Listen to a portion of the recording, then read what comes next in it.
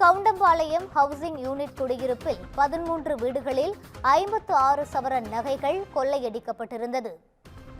இந்நிலையில் கொள்ளையர்கள் 3 பேரை காவல்துறையினர் துப்பாக்கியால் சுட்டு பிடித்தனர்.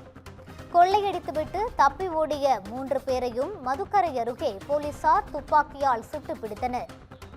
இதுகுறித்த கூடுதல் விவரங்களை வழங்குவதற்காக எமது செய்தியாளர் ஞானசேகரன் இணைப்பில் இருக்கிறார். வணக்கம் ஞானசேகரன், விரிவான விவரங்களை பதிவு செய்யலாம். வணக்கம் ரூபி. கோவை மேட்டுப்பாளையம் சாலை கவுண்டம்பாளையத்தில் தமிழ்நாடு வீட்டு வசதி வாரியத்தால் கட்டப்பட்டுள்ள ஹவுசிங் யூனிட்டில் 1800 குடும்பங்கள் குடியிருந்து வருகின்றன. இங்கு குடியிருப்பவர்கள் பெரும்பாலும் அரசு ஊழியர்களாக உள்ளனர். 14 மாடிகளை கொண்ட இந்த குடியிருப்பில் நேற்று மர்ம நபர்கள் நுழைந்தனர். இவர்கள் அங்குள்ள குடியிருப்பில் பூட்டியிருந்த வீடுகளை குறிவைத்து கொள்ளை சம்பவத்தில் ஈடுபட்டனர். முதலில் ஒரு வீட்டிலிருந்து தங்களது வீட்டிலிருந்து நகை பணம் மர்ம நபர்கள் கொள்ளையடித்து சென்று விட்டதாக கவுண்டம்பாளையம் காவல் நிலையத்தில் புகார் அளித்தனர். புகாரின் பேரில் வழக்கு பதிவு செய்த காவல்துறையினர் சம்பவ இடத்திற்கு விரைந்து சென்று விசாரணை நடத்தினர். காவல்துறை விசாரணையில் பல்வேறு வீடுகளில் நகை பணம் கொள்ளையடிக்கப்பட்டது தெரிய வந்தது.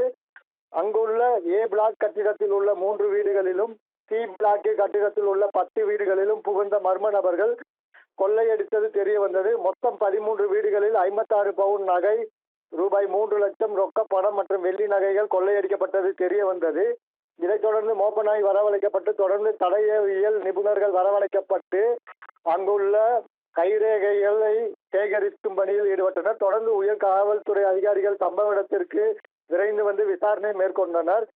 ஹவுசிங் யூனிட்டில் கொள்ளை சம்பவத்தில் ஈடுபட்ட நபர்கள் பிடிக்க 3 ஆய்வாளர்கள் தலைமையில் 3 தனிப்படைகள் அமைக்கப்பட்டு தீவிர தேடுதல் வேட்டை நடத்தப்பட்டு வந்தது. மேலும் அங்கிருந்த கண்காணிப்பு கேமராக்கள் காட்சிகளை பதிவான காட்சிகளை ஆய்வு செய்து வந்தனர். இந்நிலையில் இன்று காலை கோவை பாலக்காட்டு சாலையில் உள்ள மதுக்கரை பகுதியில் 3 பேரை துப்பாக்கியால் சுட்டு காவல்துறையினர் பிடித்துள்ளனர். அவர்கள் தற்பொழுது சிகிச்சைக்காக கோவை அரசு மருத்துவமனைக்கு கொண்டு வரப்பட உள்ளனர். ரூபி, விவரங்களுக்கு நன்றி ஞானசேகரன்.